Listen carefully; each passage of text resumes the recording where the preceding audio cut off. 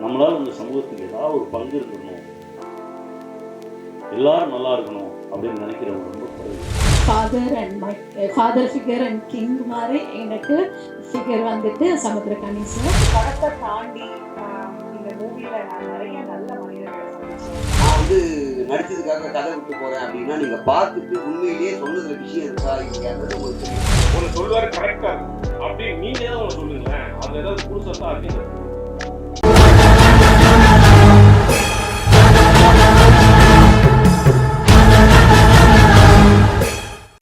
இந்த படம் ரொம்ப சூப்பராக வந்திருக்கு. எல்லாரும் போய் தேட்டரில் பாருங்கள்.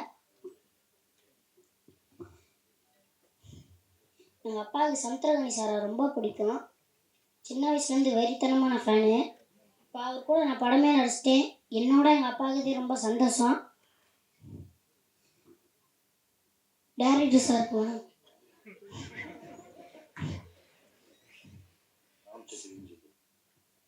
ராம் சக்கரி சாருக்கு நான் கண்டிப்பாக வணக்கம் சொல்லி நன்றி பண்ணிக்கிறோம்.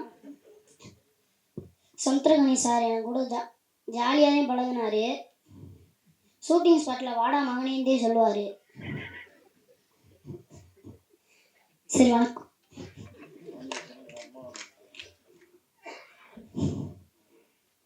எனக்கு அம்மாவும் நடித்தவங்களும் சூப்பராக நடித்தாங்க.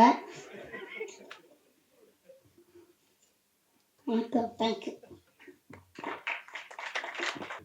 வணக்கம், எல்லோருக்கும் வணக்கம்.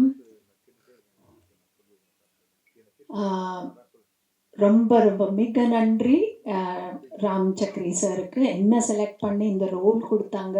இது ரொம்ப நேச்சுரலான ஒரு very homely and homie role. அதுக்கு நான் வந்துட்டு ரொம்ப ரொம்ப thanks. Plus hats off to you sir for giving me this opportunity. And அவ்வளோ ஸ்கில்ஃபுல்லான ஒரு டைரக்டர். தேங்க்யூ. ஸோ எனக்கு என்னோட திறமையை பார்த்து என்னோட ஸ்கில் செட்டுக்காக என்னோட டைரெக்டாக கம்யூனிகேட் பண்ணி ஸ்கிரிப்ட்லேருந்து எல்லாமே ஸ்டெப் பை ஸ்டெப் அந்த வேலை எல்லாமே அசிஸ்டன்ட் டைரக்டர் கொடுக்கலாம். ஆனால் கொடுக்காம டைரெக்டாக பர்சனலாக இன்வால்வ் ஆகி என்னை கைட் பண்ணி இந்த ரோலுக்கு கொண்டு வந்திருக்காங்க. ரொம்ப ரொம்ப தேங்க்ஸ் உங்களுக்கு சார். தென் ப்ரொடியூசர் சார், உங்களுக்கு ரொம்ப தேங்க்ஸ். ரொம்ப ஸ்மூத்தாக எல்லாமே அந்த ஷூட்டிங் செட்ஸில் எல்லாமே ரொம்ப ஸ்மூத்தாக ஒரு இந்த ப்ராஜெக்ட் போயிருக்கு. ரொம்ப ரொம்ப தேங்க்ஸுங்க. So my father figure and king மாதிரி எனக்கு ஃபிகர் வந்துட்டு சமுத்திரக்கனி சார். ரொம்ப ரொம்ப தேங்க்ஸுங்க. As a team very natural. அந்த ஃபியர் அந்த நர்வஸ்னஸ் இல்லாமல் எல்லாருமே அவ்வளோ ஒரு ஃபேமிலியாக நாங்கள் டீமாக ரொம்ப நல்லபடியாக பண்ணியிருக்கோம். We also gel like that. நம்மளோட அந்த சிங்க்ரனைசேஷன்ன்றது ரொம்ப நல்லபடியாக இருந்துச்சு. So thank you. I thank my family, my husband, my friends and fans, all of you.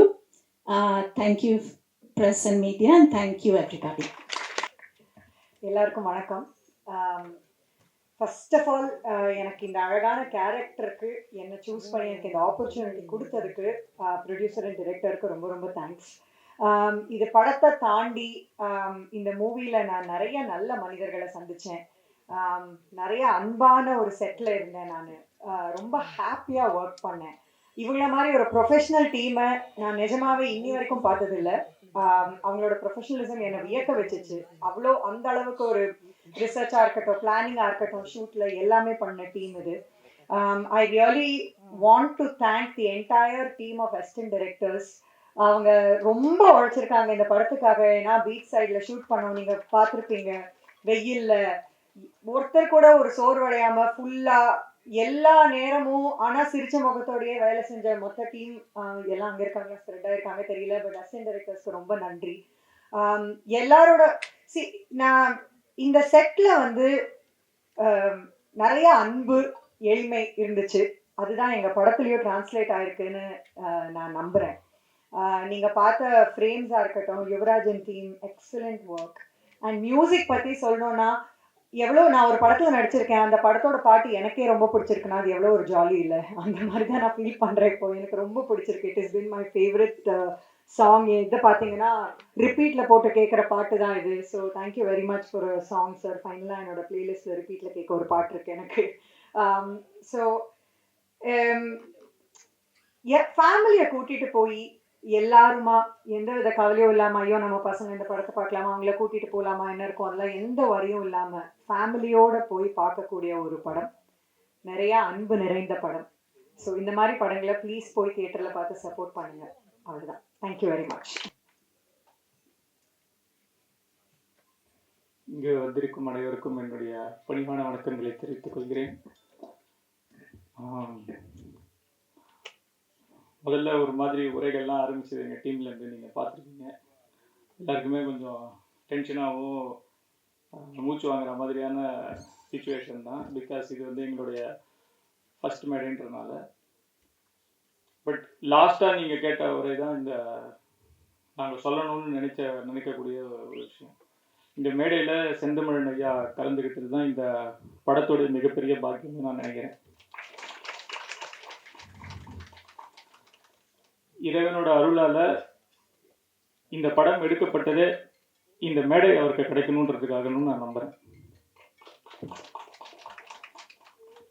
இந்த படத்துலேருந்து சில பேர் சமுத்திரகனி சாரோடைய அடுத்த படத்தில் ஸ்கூல் பஸ்ஸில் நடிச்சிருக்காங்க. சார் சில சமயம் உன்னுடைய கேஸ்ட் எனக்கு ஹெல்ப் பண்ணிச்சுன்னு சொல்லியிருக்காரு.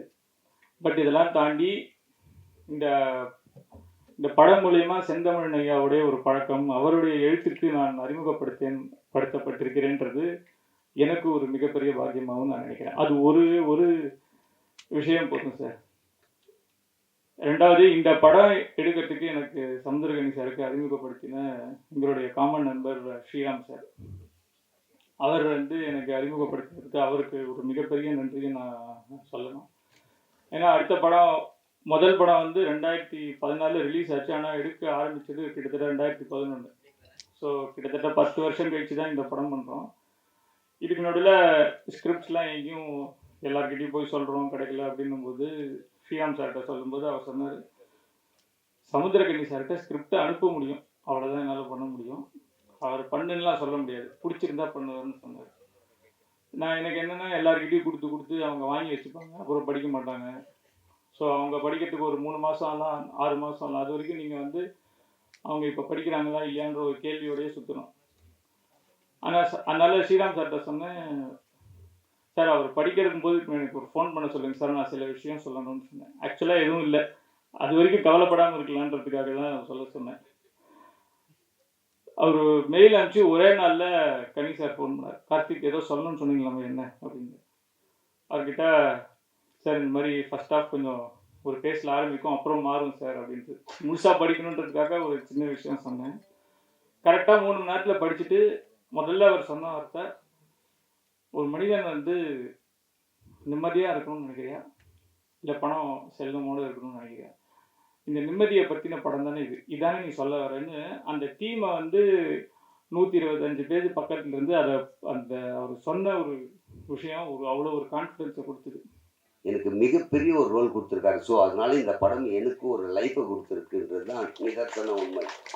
ஒரு படம் நடித்து வெளிவரதுக்கு முன்னால் எனக்கு ஒரு லைஃபையே கொடுத்துருக்கு அப்படின்னும் போது இந்த படம் வெளிவந்த அப்புறம் நிச்சயமாக 100% எல்லா ஆண்களும் ஒரு சொட்டு கண்ணீர், அது உடனே சோகமான படம் நினச்சி இது வேற போட்ட போறீங்க, எனக்கு வேற பயமா இருக்கீங்க, என்ன பேசணும்னு தெரியல, மைக்கு முன்னாடி வந்துட்டா.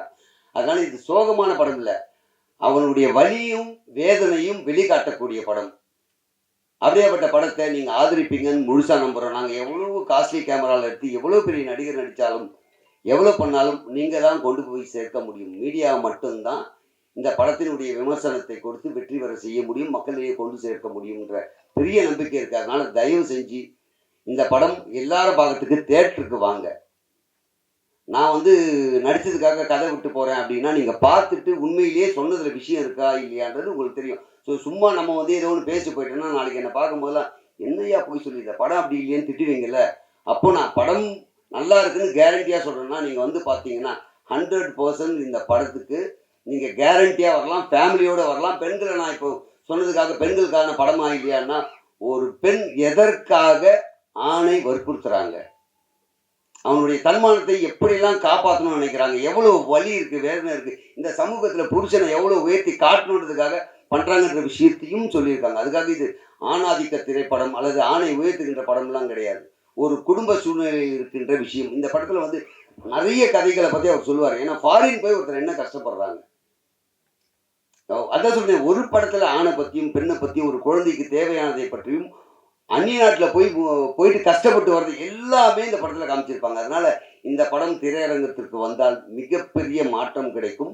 அது லைஃபே சேஞ்ச் ஆகும்னு நினைக்கிறேன். எல்லார் குடும்பத்திலையும் இனிமேல் இப்படி தான் இருக்கணும், இப்படி இருக்கலாம், இது சரி இது தப்புன்ற பல விஷயம் புகுத்தி கொடுத்திருக்கிற படம். உண்மையிலேயே அனைவரும் வந்து வெற்றி பெற செய்வீர்கள் என்ற முழு நம்பிக்கையோடு விடைபெறுகிறேன். நன்றி, வணக்கம்.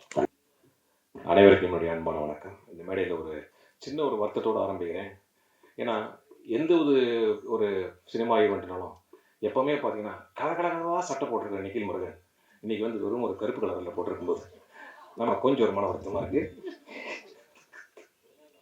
கொஞ்ச நேரத்தில் மாற்றிடுவார். கோதண்டம் அவர்கள் இந்த படத்தை பற்றி நிறைய பேசினார். ஏன்னா அவர் அந்த படத்தை பார்த்துட்டாரு. நான் அந்த படத்தை பார்க்கல. ஆமாம், முக்கியமான இந்த மொத்த டீம் சார்பாக நான் உங்களுக்கு ஒரு கேள்வி கேட்குறேன். கோதண்டம் ஒரு நேரம் பேசினாரு, அதுலேருந்து ஏதாவது உங்களுக்கு புரியுதா? உண்மையை சொல்லுங்க. இல்லை இல்லையா? அதை நாங்கள் எதிர்பார்த்தோம். இந்த படம் வந்து உண்மையிலே ஒரு கம்ப்ளீட் ஃபேமிலி என்டர்டெயின்மெண்ட், அதுக்கான ஒரு கேரண்டி இருக்குது. நான் வந்து இந்த படத்தை இன்னும் பார்க்கல, அதனால் வந்து அது சம்பந்தமாக நான் வந்து பேசுறதுக்கு பதிலாக இந்த படத்துக்கு எனக்கும் எப்படி ஒரு தொடர்பு வந்ததுன்றதை பற்றி நான் பேசுகிறேன். முதல்ல இந்த விழாவினுடைய கதாநாயகன் இசையமைப்பாளர், அவருக்கு நம்ம ஒரு பெரிய கைத்தட்டலோட இந்த விழாவை நம்ம வந்து அவரை ஆசீர்வதிக்கணும். ஏன் அப்படின்னா அது அவருடைய முதல் ப்ராஜெக்ட். அவருக்கு நீங்கள் பேசும்போது பார்த்தீங்கன்னா என்ன பேசுறதுனே தெரியாமல் கம்ப்ளீட்டாக அவ்வளோ நர்வஸாக அவர் பேசும்போது நமக்கு தெரியுது. இது வந்து ஒரு முதல் மேடை. அவர் வந்து ஒரு உலக மேடைகள்லாம் போகணும் அப்படின்றது வந்து இந்த படம் வந்து நிச்சயமாக அவருக்கு ப்ரூவ் பண்ணும். ஏன்னா அவர் வந்து ஒரு விஷயம் சொன்னார், எத்தனை பேருக்கு இது போய் சேர்ந்ததுன்னு தெரியல. இந்த கம்போசிங் இந்த பாடலில் பார்த்தீங்கன்னா நிறைய லைவாக எடுத்துருக்கோம்னு சொன்னார். அது வந்து எத்தனை பேருக்கு உங்களுக்கு புரிஞ்சிருக்குன்னு தெரியல. இப்போல்லாம் வந்து பார்த்தீங்கன்னா ரொம்ப ஒரு ஏஐ மோட், நிறைய டெக்னிக்கல் விஷயங்கள்லாம் கம்போசிங்கில் இருக்குது. சும்மா நம்ம கம்போஸர் சாங்னா அதே ஒரு சாங் மூடு கொடுத்தோன்னே சாங் அதுவே கம்போஸ் பண்ணி கொடுத்துருது. அவ்வளோ ஒரு டெக்னிக்கல் ஃபெசிலிட்டிஸ் உள்ள இந்த ஜென்ரேஷனில் லைவ் ஆர்டிஸ்ட், நேரடி கலைஞர்களை வைத்து ஒரு ஸ்டுடியோவில் அவங்க அப்படியே வாசித்து அதை அப்படியே ரெக்கார்ட் பண்ணி அதை சேர்த்துருக்கிறது தான் அவர் வந்து மீன் பண்ணார். பெரிய பெரிய ஆர்டிஸ்ட் எல்லாருமே அதில் வாசிச்சிருக்காங்கன்றது வந்து உண்மையிலேயே பார்த்தீங்கன்னா ஏன் அதுக்கு இந்த விழா இந்த மேடையில் சொல்கிறோம் அப்படின்னா, அந்த இன்ஸ்ட்ருமெண்ட்ஸ் அவங்க நேரடியாக வாசிக்கக்கூடிய அவங்களுடைய மூடு, அந்த மூடு மூலயமா அவங்க வாசிக்கிற அந்த இன்ஸ்ட்ருமெண்ட்லேருந்து வரக்கூடிய ஒரு டோன் வந்து உண்மையான ஒரு உணர்வு தரும். இப்போ இந்த படத்தில் பார்த்தீங்கன்னா இப்போ கணேசருடைய ஒவ்வொரு ரியாக்ஷன்ஸுக்குமே பார்த்தீங்கன்னா ஈக்குவலான ஒரு உணர்வு கொடுக்கணும். அது இசையால் மட்டும்தான் முடியும். ஸோ எவ்வளவு எலிவேட் ஆகிருக்கு அப்படின்னா அந்த படம் வந்து அந்த கம்போசருடைய தாட் ப்ராசஸ், அந்த வாசித்த அந்த இசைக்கலைஞர்கள் நேரடியாக, இதெல்லாம் ரொம்ப முக்கியமான காரணம். இந்த விழா மேடையில் அதை சொல்லணுன்றது ரொம்ப முக்கியமான ஒரு விஷயம். ஸோ என்னுடைய உரையில் வந்து நான் 2-3 விஷயங்கள் சொல்கிறேன். முதல்ல வந்து ஃபஸ்ட்டு நான் எந்த மேடைகள் போனாலுமே, எந்த ஒரு சினிமாவில் நடிக்க போனாலுமே முதல்ல நான் வந்து ஃபஸ்ட்டு நான் பேசக்கூடிய நபர் வந்து கனி சார். அது ஏன் அப்படிங்கிறது பார்த்தீங்கன்னா, நான் வந்து அவரும் சரி, நாங்கள் 2 பேருமே வந்து கேபி சார் அவங்களுடைய பள்ளிக்கூடத்துலேருந்து வந்தவங்க. அவர் ரொம்ப பெரிய ஸ்டூடெண்ட்டு, நான் ரொம்ப ஆவரேஜ் ஸ்டூடெண்ட்டு, முக்கால் ஸ்டூடெண்ட் வச்சுக்கேன். ஸோ என்னுடைய முதல் படம் அவங்க தான் என்னை அறிமுகப்படுத்துகிறாங்க. ஸோ எனக்கு முதல்ல என் படத்தில் டைலாக் சொல்லி கொடுத்தவர் கனி சார் தான். ஸோ அதுலேருந்து எனக்கு பழக்கம். இப்போ அடுத்த படம் அவர் கூட நடிச்சிட்டு இருக்கேன், ஸ்கூல் பஸ்ன்னு ஒரு படம். அது ஏன் சொல்லுன்னு கேட்காதீங்க. அந்த படத்தில் எனக்கு வந்து ஒரு முஸ்லீம் கேரக்டர். அந்த படத்தில் அவ்வளோ அழகாக அந்த கதாபாத்திரத்தை எழுதியிருப்பார். அதுலேருந்து நான் அவரை வந்து தம்பியோ அண்ணனோ சாரோ கூப்பிடுறதில்ல, சலாமலைக்கும் பாய். அதுலேருந்து அவர் எனக்கு பாய் தான். ஸோ நாங்கள் 2 பேரும் பார்க்கும்போது சலாமலைக்கும் பாய் தான் சொல்லிப்போம். அதை நீங்கள் வந்து ஒரு இஸ்லாமிய சகோதரராக எடுத்துக்கலாம், இல்லை ஹிந்தியில் பார்த்தீங்கன்னா அண்ணான்னு எடுத்துக்கலாம், இல்லை தம்பின்னு எடுத்துக்கலாம், இல்லையா பாய் பார்த்தீங்கன்னா என்றைக்குமே யங்காக அப்படியே ஃபிட்டாக ஒரு யங் பாய் மாதிரி இருப்பார் எங்கள் கனி சார். சலாமலைக்கும் பாய். ஸோ அந்த மாதிரி ஒரு விஷயம். அதே மாதிரி அவரை பற்றி நீங்கள் சொல்லணும் அப்படின்னா அவருடைய க்ரோத் எல்லாருக்குமே தெரியும், எல்லாருமே நம்ம பார்த்துருக்கோம். ஆனால் அவருடைய பல நடிப்புகளில் பார்க்கும்போது எல்லாத்துலேயுமே ரொம்ப அப்படியே பயங்கர ஸ்டிஃபாக அப்படியே இருப்பார். இந்த படத்தில் மட்டும்தான் பயங்கர லூசனப்பான ஒரு ஆக்டிங், ரொம்ப கேஷுவலாக ஒரு சராசரி ஒரு மனிதனை வந்து ரொம்ப இயல்பாக வந்து இந்த காட்சிகளில் கொண்டு வந்திருப்பார். அதே மாதிரி அவரை வந்து நம்ம கேமராமேன் சொன்னார் திட்டிகிட்டே இருப்பார் அப்படின்னு. அவர் அப்படி கிடையவே கிடையாது. அவர் பார்த்தீங்கன்னா ஒரு பாயிண்ட் ஒன்று சொன்னார்னா கண்டிப்பாக ஒரு விஷயங்கள் நமக்கு வந்து ஒரு லேர்னிங் சென்ஸ் கிடைக்கும். அதுக்கு தான் சொல்லலாம் சொல்ல மாட்டேன், தேவையெல்லாம் வரவே மாட்டார். அவங்க பண்ணிட்டு இருக்க அப்படின்னு நம்ம போகலாம் அப்படின்னு போயிடுவார். அக்கறை இருந்தால் மட்டுமே தான் நெருங்கி வருவார், இல்லைன்னா வரமாட்டார். ஸோ அதனால் அவர் திட்டம்லாம் கிடையவே கிடையாது. ஒன்று சொல்லுவார், கரெக்டாக இருக்கும். அப்படி நீங்கள் ஏதாவது ஒன்று சொல்லுங்களேன், அதில் ஏதாவது புதுசாக இருந்தால் அதையும் கற்றுப்பார். So that is what Ghani sir payment பண்ணிட்டீங்கல்ல, என்ன கரெக்டாக செட்டில் ஆயிடுச்சு, அதுக்கு பெரிய வாழ்த்துக்கள். நிச்சயமாக இந்த படம் வந்து ஒரு மிகப்பெரிய ஒரு ஃபேமிலி என்டர்டெயினாக இருக்கும். அதுவும் எங்களுக்கு கனி சார்லாம் பார்க்கும்போது எங்களுக்கு வந்து எங்கள் ஃபேமிலியில் ஒருத்தர் மாதிரி தான். அதனால் நிச்சயமாக இந்த படம் வெற்றி பெறணும்னு இதை நான் ரொம்ப பிரார்த்திக்கிறேன். இதில் இருக்கக்கூடிய நிறைய புதுமுகங்கள் டெக்னீஷியன்ஸ் எல்லாமே இருக்காங்க. எல்லாருக்கும் எனக்கு மனமார்ந்த வாழ்த்துக்கள். Lakshmi, Abhinaya, all of you போந்துட்டாங்க, இன்னொரு படம் பார்க்கணும் உனக்கு. ஸோ எல்லாருக்கும் என்னுடைய மனமார்ந்த வாழ்த்துக்கள். கேமராமேன் சரி, எடிட்டர், மியூசிஷியன் ராமானுஜம் சார், எல்லாருக்கும் மனமார்ந்த வாழ்த்துக்கள். ப்ளீஸ் நல்ல ஒரு பாசிட்டிவ் ஃபீட்பேக் கொடுங்க. ஏன்னா இப்போ வந்து இன்னைக்கு இருக்கிற ஒரு காலகட்டத்தில் சொன்ன மாதிரி தேட்டருக்கு மக்கள் வரமாட்டாங்க தேட்டருக்கு வரமாட்டாங்க அப்படின்ற ஒரு பொய்யான போக்கு போயிட்டே இருக்கு இல்லை, அது அப்படி கிடையாது. நம்ம நல்ல ஒரு பாசிட்டிவாக ஒரு விஷயத்த சொன்னோம்னா நிச்சயமாக மக்கள் வருவாங்க. துரந்தர் அப்படின்ற ஒரு படம் 4.25 மணி நேரம் சார், 4.25 மணி நேரம். மண்டே 2 மணிக்கு ஷோக்கு போனோம், ஹவுஸ்ஃபுல் தியேட்டரில். அதுக்கு வந்து காரணம் வந்து மக்கள் ஸ்ப்ரெட் பண்ண ஒரு நல்ல பாசிட்டிவான ரிவ்யூஸ், படமும் நல்ல படம் அதான். அதனால் நீங்கள் எப்படி ஒரு பாசிட்டிவாக மக்கள்கிட்ட கொண்டு போகிறீங்களோ இந்த படம் நிச்சயமாக வெற்றி அடையும். அதற்கும் நன்றி, தேங்க்யூ. இறைவனுக்கு நன்றி. இந்த அசிஸ்டன்ட் டைரக்டர் லிஸ்ட்டெல்லாம் சொன்னாங்களே, எல்லோரும் ஒரு வாட்டி மேலே வாங்கினேன். உங்களெல்லாம் பார்க்கணும், ப்ரெஸ் மீடியாக்கள் தான் அவ்வளோ கஷ்டப்பட்டாங்க, அசராமல் நிற்பாங்க. சவுண்ட் அசிஸ்டன்ஸ் 2 பேர் இருக்காங்க, வாங்க. குமரேசன், கமலவாசன், வாங்க சார். ரொம்ப சந்தோஷம், ரொம்ப சந்தோஷம். பார்,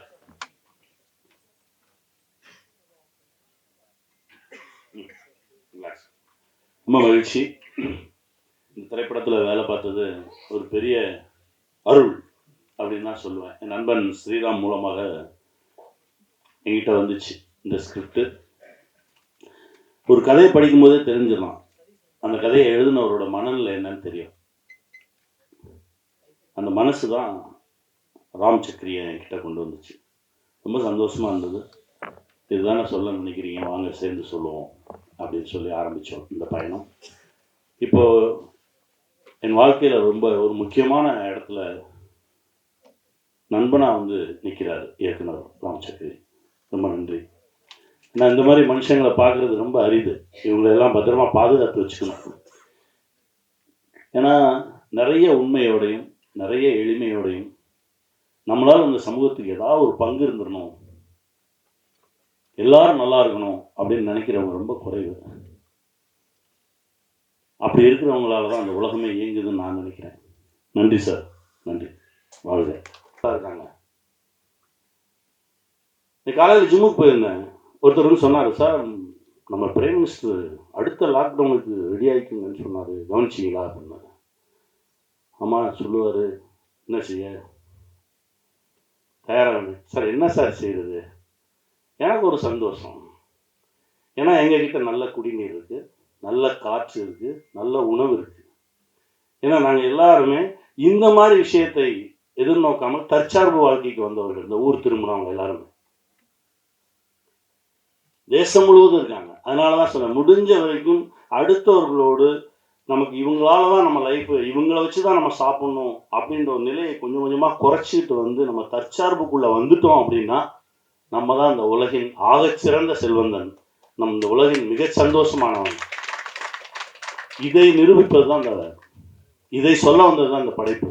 இந்த படம் ஷூட்டிங்கில் இருக்கும்போது, துபாயில் இருக்கும்போது ரொம்ப எமோஷனலாக ஒரு சீன் போயிட்டு இருக்கும்போது நான் எங்கள் இயக்குனர்கிட்ட இது தானே சொல்ல வரீங்க அப்படின்னு சொல்லி ஐயா பேசின ஒரு ஆடியோ போட்டேன்.